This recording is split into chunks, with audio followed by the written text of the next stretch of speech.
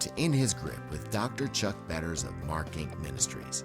Today we continue with the message from our archives titled The Resurrection Body from the series Unveiling and Understanding Revelation. Each In His Grip message is designed to help turn your heart towards Jesus and to equip you to walk by faith. Let's join Dr. Betters in the sanctuary. Wrap it all up. It will last for 60 or 70 or 80 years. When he dies, it comes to an end. It's over. Revelation 19 says that the righteous acts of the saints follow them to heaven, and God clothes us with the righteous acts of the saints. It's a big difference. The unsaved have their fill. They have their reward. He says what? Now we are the children of God. What we will be has not yet been made known. This is not our glory. This is not our glory.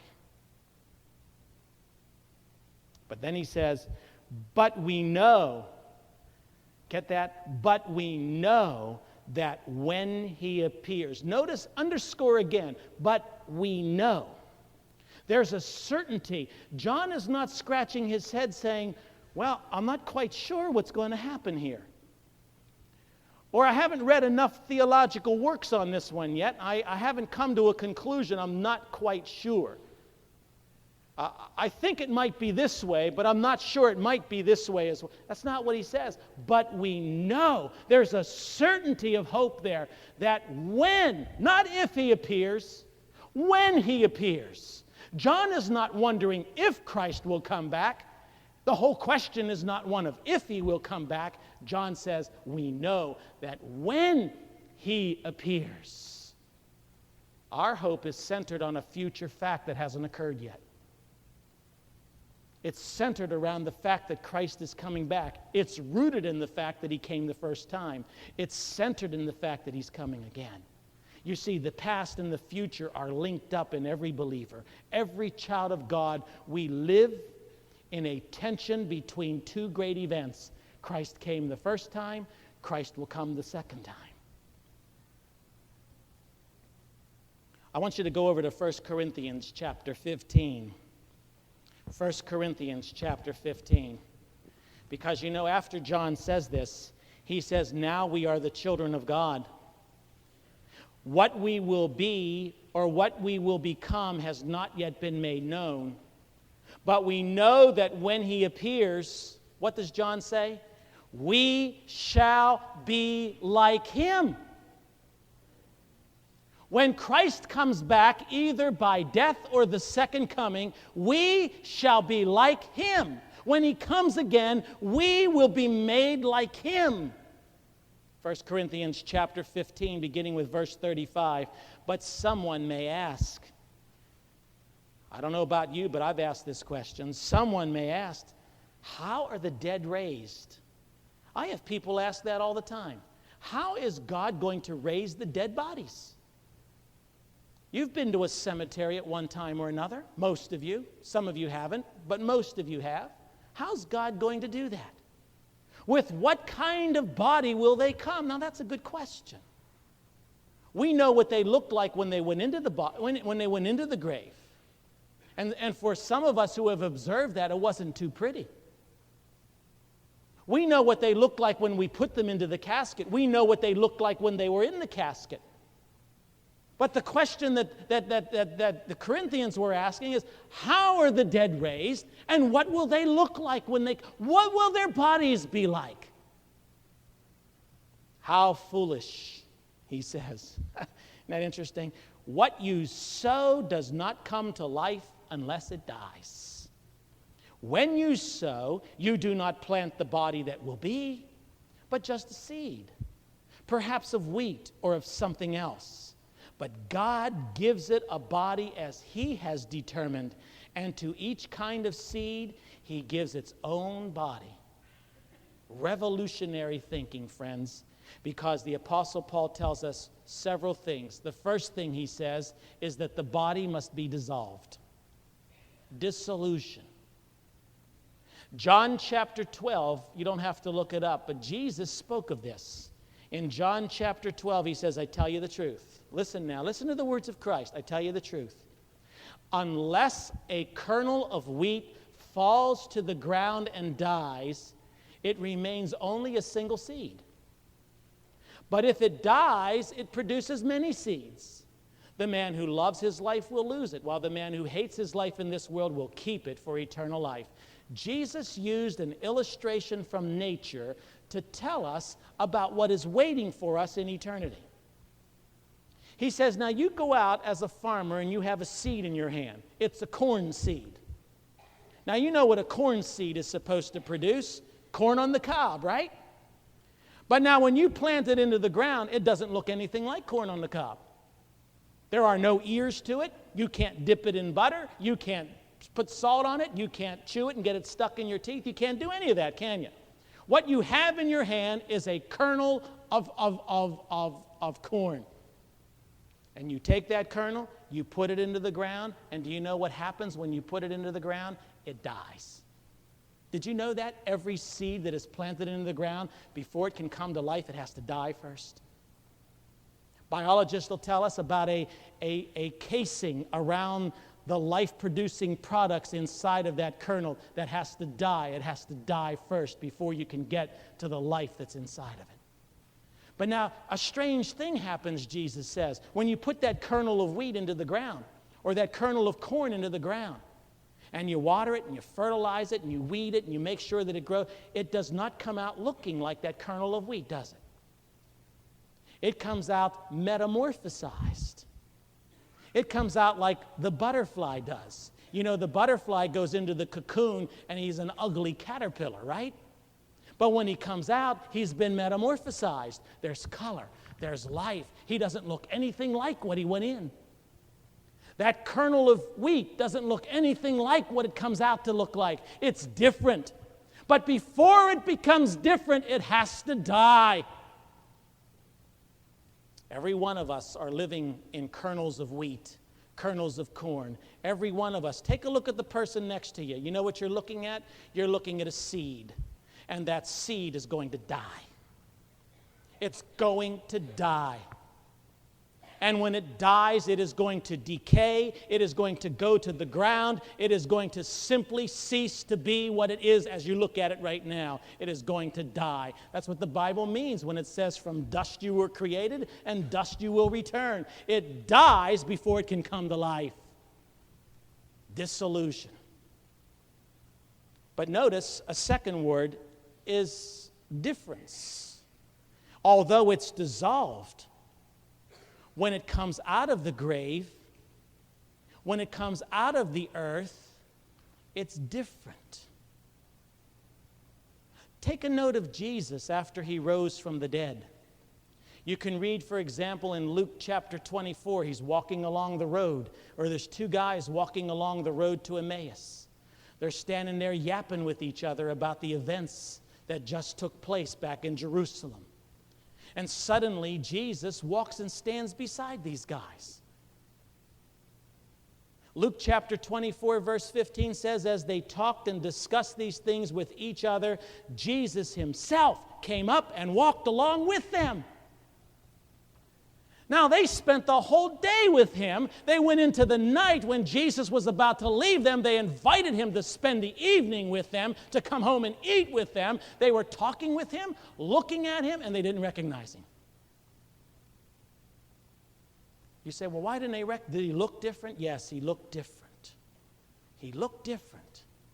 There was a difference in his resurrection body. There was glory attached to that body. And you see, our eyes cannot see through glory. The Bible says it was when he broke the bread that they recognized who he was. And I've always wondered why that was the case. And the reason was obvious. When he broke the bread and gave it to them, what did they see? They saw nail prints in his hands. That's why they knew it was him. They saw nail prints. You see, his glory was veiling them. They could not see him through the glory. But then they recognized him. Luke chapter 24, verse 31 says, then their eyes were open and they recognized him. But then I want you to notice, then he disappeared from their sight. A resurrection body can disappear from your sight. It can be here and then disappear. Now, there's a few people in my life I wish would disappear. And I'm sure there's a few people in your life you wish would disappear. But that's not what he's talking about here. He's talking about people who no longer are bound by space or time or matter. They just simply disappear. Luke chapter 24, verse 36 says, while they were still talking about this, Jesus himself stood among them and said to them, peace be with you. Now, where were these disciples? In a locked room. Now, he disappears from the men who were several miles away in Emmaus, and then suddenly reappears over here in the locked upper room through the closed doors. He suddenly appears in their midst. Here's a body that can walk through walls, but it still remains a body. Here's a body that can be in two places at one time, just by willing itself to do so. I mean, now you're talking glory. You're talking people who are not bound by space or time or matter. Although the body goes to the ground and is dissolved, when it comes up out of the ground, it is different because it is filled with the glory of God. Because John 20, verse 19 says, on the evening of the first day of the week, when the disciples were together with the doors locked for fear of the Jews, Jesus came and stood among them and said, peace be to you. Locked door couldn't stop him. A locked door couldn't stop him.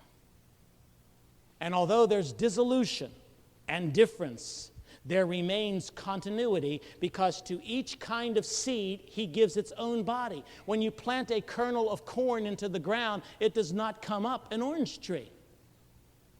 It comes up corn. And he says that in that Corinthian passage, you're not going to come up something other than human. You're going to continue in a human capacity, but you're going to be glorified. Jesus was still human, with a glorified body and a glorified spirit, not bound by space or time or matter. Like Moses and Elijah at the Transfiguration. When Peter saw them, he recognized them as Moses and Elijah. And he never saw any Sunday school pictures of these guys. He didn't know what they looked like. He didn't live when they lived. Yet when they appeared, he knew who they were.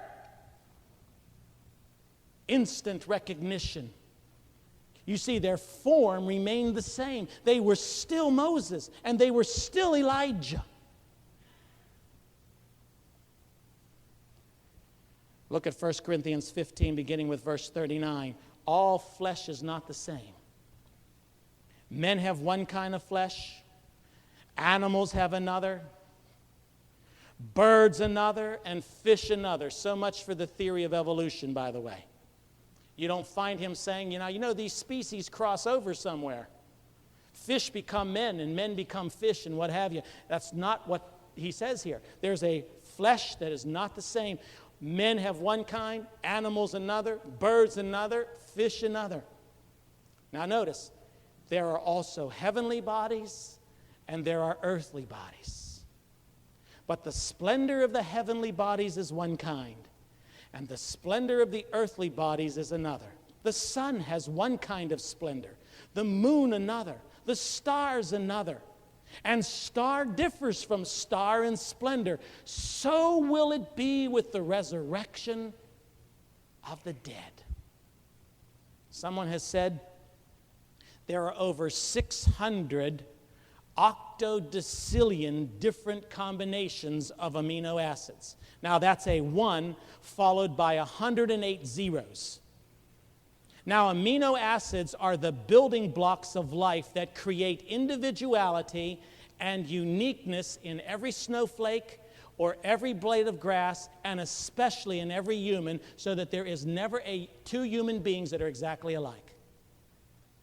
That's the creativity and the wonderful power of God. Yet we will all be the same in eternity but have unique resurrection bodies that keep the unique, distinctive individuality for each of us. That's an amazing miracle. That when we're raised from the dead, although we will be one around the throne, we will nonetheless maintain our individuality. God has stamped each of us with uniqueness. You see, when He made you, He threw away the pattern.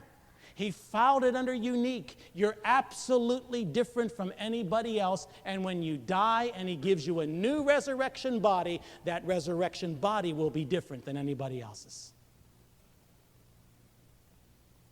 So why should a Christian crave heaven? 1 Corinthians 15, verse 42. The body that is sown is perishable. We know that, don't we? It is raised imperishable. There's one reason why you should crave heaven. Your body is perishable. You know what that means? That means the parts are wearing out. Now, I went to a doctor the other day, and I have pain in my leg. And I've had pain in my leg for about 5 months. And I went to the doctor, and he took x-rays. And he came in after he took the x-rays, and he looked at me, and he said, I know what your problem is. He says, you're facing hip replacement.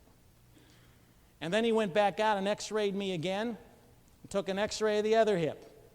He came back in, he says, you're looking at 2 hip replacements. And I said, well, why is this happening? And he smirked and looked at me and said, because your parts are wearing out. And that's true. We are living in bodies where the parts are wearing out. The parts are wearing out. Now, they always wear out sooner than we would like them to wear out, don't they? The heart's wearing out. The legs are wearing out. The bones are wearing out. In many of us, the brains are wearing out. But the parts are fading. This is what Paul is saying. You should crave heaven because the parts are wearing out. When you plant the body into the grave and all the parts are worn out, it will be raised imperishable because the resurrection body does not have any parts that wear out. I'll tell you, I suffer from migraine headaches. I get them regularly. Most of you are the cause of those migraine headaches. But I'll tell you, when I'm in the midst of some of these, I crave heaven. I crave a day when the brain and the head and the muscles do not hurt. And I know as I get older and older, I mean, I'm only 43. If I'm complaining now at 43, I can't imagine what I'm going to be like when I'm older. But when we get older and older and older, it becomes more and more real to us that the parts are wearing out. This is what Paul says. Crave heaven. Because what is sown perishable is raised imperishable. Notice he says, secondly, it is sown in dishonor. It is raised in glory. It is sown in dishonor. It is raised in glory. You know something? You will never, ever, ever in this life reach the full human potential that God intended for you. Never. You never will become what God intended for you in this life. Now, there are some religions that teach you can be. But you know and I know because of sin in our lives, we will never reach the full human potential that God intended for us because our bodies are limited by our sin natures. That's what he means when he says when we're buried in dishonor. But you know when you're raised in glory. There is no sin nature in the resurrection body. We do not fall when we're in heaven. We do not slip into old patterns. We do not have the old nature. We do not lust with the lust of the eye, and we do not lust with the lust of the flesh. And there is no pride of life in the resurrection body. You see, when we're buried in dishonor. When we're raised in honor. Stripped of the sin nature. Then he says, it is sown in weakness. It is raised in power. Every one of our bodies in this world is subjected to disease, weakness. You know, no matter how hard I try, no matter how many of those commercials I watch, no matter how much I desire it, I will never, ever be able to leave the foul line in midair like Michael Jordan and slam dunk no matter what sneakers I have on my feet. I'll never be able to do that. I never could do that, never will be able to do that. Why? Because my body is limited. I do not have the same strength that he has.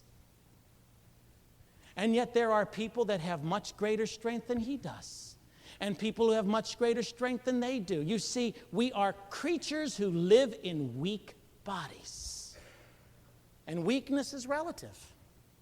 It's relative for all of us. I'm stronger than some people, but weaker than others. And so are you.